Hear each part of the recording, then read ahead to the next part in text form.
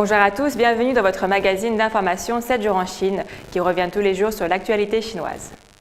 Résolution du litige sur la mer méridionale de Chine par le dialogue. Accord important sur l'exportation de soja américain. La Chine produit 70% des bitcoins dans le monde. La culture bouddhiste du Nord attire davantage d'experts. Un artiste crée des paysages miniatures pour redonner vie au vieux Hong Kong. Un an s'est écoulé depuis qu'un tribunal d'arbitrage international a rendu sa décision concernant les eaux contestées de la mer de Chine méridionale. Le département des Affaires étrangères des Philippines a affirmé dans un communiqué mercredi dernier que le dialogue et la coopération avec la Chine ont apporté paix et stabilité dans la région. Reportage. Le porte-parole du ministère des Affaires étrangères, Geng Shuang, a déclaré lors d'un point de presse quotidien que les relations entre Beijing et Manille ont apporté un changement positif dans la région. Les deux pays sont de retour sur la bonne voie, la voie du dialogue, de la consultation et de la négociation, en mettant un mécanisme de consultation bilatérale. La première réunion du mécanisme de consultation sino-philippin s'est tenue en mai dernier, suite aux efforts déployés conjointement par la Chine et les pays de l'Association des Nations de l'Asie du Sud-Est, dont les Philippines font partie. La stabilité et la sécurité en mer de Chine méridionale ne cessent de s'améliorer, et le cadre pour un code de conduite en mer de Chine méridionale a été défini. Toutes les évolutions positives correspondent aux intérêts communs des peuples des deux nations et répondent aux attentes communes des pays dans la région. Il s'agit de la tendance actuelle. Le porte-parole chinois a indiqué que la Chine est déterminée à sauvegarder sa souveraineté territoriale et ses droits maritimes. Le pays s'est engagé à résoudre le conflit de manière pacifique par voie de consultation et de négociation avec les pays directement concernés. En 2016, la Cour permanente d'arbitrage s'est prononcée en faveur des Philippines dans le dossier de la mer de Chine méridionale, qui d'ailleurs a été unilatéralement initié par les Philippines. Beijing n'a jamais accepté la décision de la Cour et insiste sur le fait que le conflit en mer de Chine méridionale devrait être résolu dans le cadre de négociations bilatérales. Le porte-parole du ministère chinois des Affaires étrangères a indiqué que le commerce entre la Chine et la RPDC ne viole en aucun cas les sanctions de l'ONU. Ces remarques ont été formulées après que le président américain Donald Trump a dénoncé les relations économiques entre Beijing et Pyongyang la semaine dernière. En tant que pays voisin, les liens économiques et commerciaux entre la Chine et la RPDC sont maintenus à un niveau normal. La résolution 2321 du Conseil de sécurité de l'ONU contrôle le fer. Les exportations de fer liées au gagne-pain des populations, de fer qui n'est pas utilisé pour générer de l'argent destiné au programme de missiles nucléaires, ne devraient pas être affectées par les sanctions. La Chine a une attitude indéfectible concernant la dénucléarisation de la péninsule coréenne.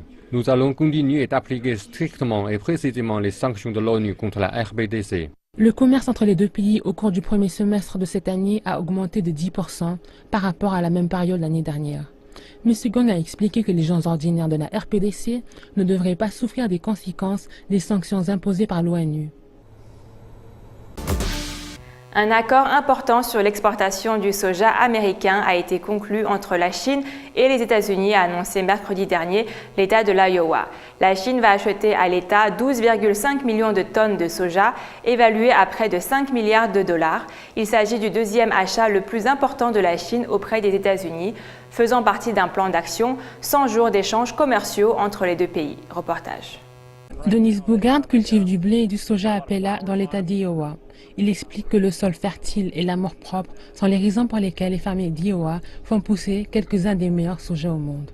Nous les cultivons pour nous-mêmes et nous faisons tout notre possible pour avoir les meilleures pousses de soja, les meilleures récoltes, parce que cela nous apporte des bénéfices. C'est un grand honneur pour nous de recevoir un groupe venu de la Chine pour conclure des accords importants aujourd'hui. Lors du sommet de l'agriculture à Des Moines, capitale de l'Iowa, la délégation commerciale chinoise était préparée à acheter aux États-Unis 12,5 millions de tonnes de soja, le deuxième achat le plus important du pays. Dès que vous mettez d'importants engagements ensemble, des deux plus grandes économies de la planète, c'est un jour important. Nous sommes très ravis que cela arrive ici à Iowa. Le pipeline du soja américain vers la Chine est très bien établi.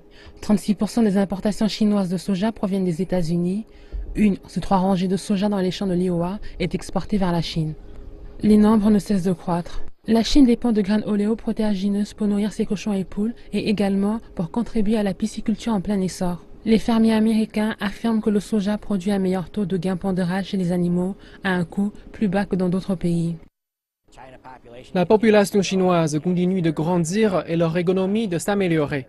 Ils ont une rémunération plus élevée et la demande pour les protéines poursuit sa croissance. La cérémonie de signature entre les diverses entreprises américaines et chinoises a également compris des accords sur le bœuf et le porc. Elle survient à une période de tension commerciale occasionnelle entre les deux pays. Cette visite et ces accords sont un bon moyen de renforcer les liens agricoles, selon un membre de la délégation chinoise. Nous avons une meilleure compréhension de comment les fermiers plantent le soja et ils ont également une meilleure compréhension de la demande chinoise. Une délégation agricole de l'Iowa se rendra bientôt en Chine. La Chine est le quatrième partenaire commercial et en raison tel échange, nous nous attendons à ce que cette relation continue de garantir dans l'avenir. Dennis Bogard ne s'attendait pas à ce genre de relation quand il a repris la ferme familiale il y a 25 ans de cela. Si la Chine n'importait pas de soja en ce moment, je n'aurais pas su si le soja était une culture importante en Iowa. Ils sont en effet devenus un moteur économique. Aujourd'hui, il n'y a aucune plainte de sa part. Aucune plainte. Acheter plus, ça serait génial.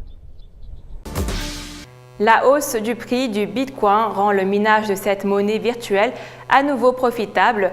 La Chine compte aujourd'hui plus de 70% des Bitcoins dans le monde et est en train de devenir l'un des plus grands centres de minage de Bitcoin. Le minage est l'opération qui consiste littéralement à créer de l'argent grâce à la résolution de problèmes mathématiques par des ordinateurs. D'immenses coopératives Bitcoin se sont formées dans la campagne du sud-ouest de la Chine. Une coopérative est un grand entrepôt plein de serveurs dédiés à créer de la monnaie virtuelle, le Bitcoin. La valeur du Bitcoin a grimpé tout au long des 8 années qui ont suivi sa création. En 2009, on pouvait acheter 1300 Bitcoins avec $1, mais aujourd'hui, un Bitcoin vaut plus de 2300 $. Cette hausse de valeur a attiré beaucoup de monde. Une directrice des ventes d'engins de minage dans la province du Sichuan au sud-ouest de la Chine dit être très occupée.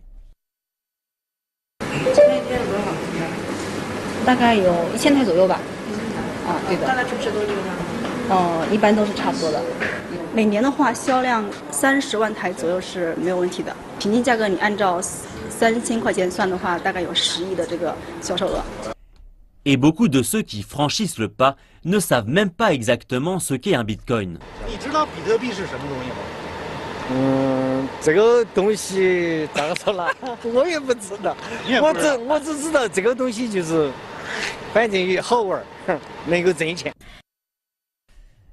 Le prix faible du matériel informatique et de l'électricité, ainsi que la disponibilité d'endroits spacieux dans des zones reculées, ce sont les raisons qui poussent plus de gens à venir dans le sud-ouest de la Chine pour les bitcoins. Une coopérative bitcoin de taille moyenne a environ 5000 machines de minage. L'électricité consommée serait d'environ 60 millions de kilowatts par heure. Cela signifie que la moitié des profits engrangés partiront dans la facture d'électricité. En général, l'énergie coûte environ 10 cents par kilowattheure.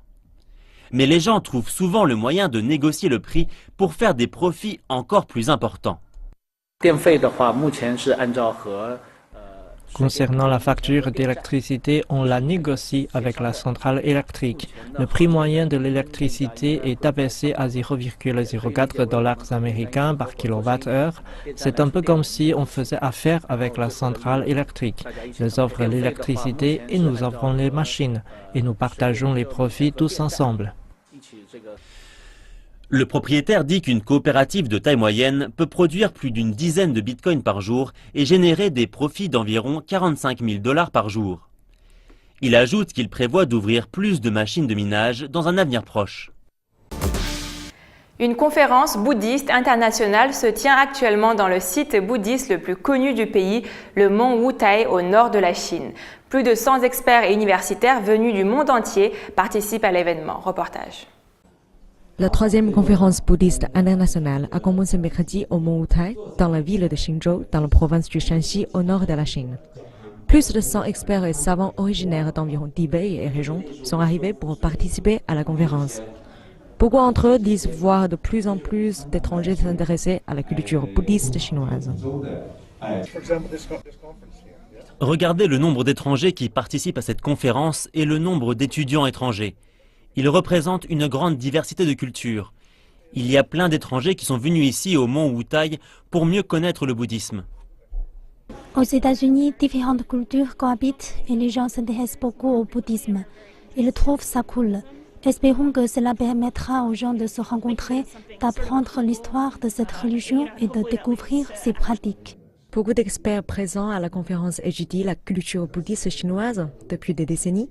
Selon eux, la croissance de l'économie chinoise a permis la popularisation de la culture bouddhiste dans le monde entier. C'est le développement économique de la Chine qui explique en grande partie pourquoi la culture bouddhiste chinoise se développe actuellement hors de Chine. Il y a une grande partie de la population qui a grandi dans la classe moyenne et qui vit dans un certain confort matériel. Nombre d'entre eux sont devenus bouddhistes ou étaient bouddhistes bien avant. Les moyens pour fréquenter les institutions bouddhistes, pas seulement ici en Chine, mais aussi hors de Chine.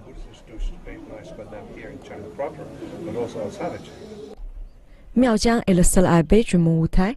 Il souhaite que davantage de personnes puissent bénéficier de la culture bouddhiste en Chine. Je rencontre de nombreux experts étrangers qui en savent beaucoup sur la culture et l'histoire chinoise. Donc nous organisons cette conférence pour favoriser les échanges culturels et pour permettre à plus de monde de profiter de la culture bouddhiste.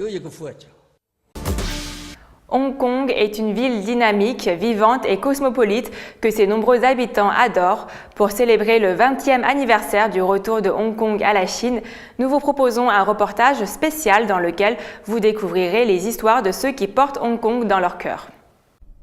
L'artiste Lee Che-ming crée des paysages miniatures qui représentent le vieux Hong Kong.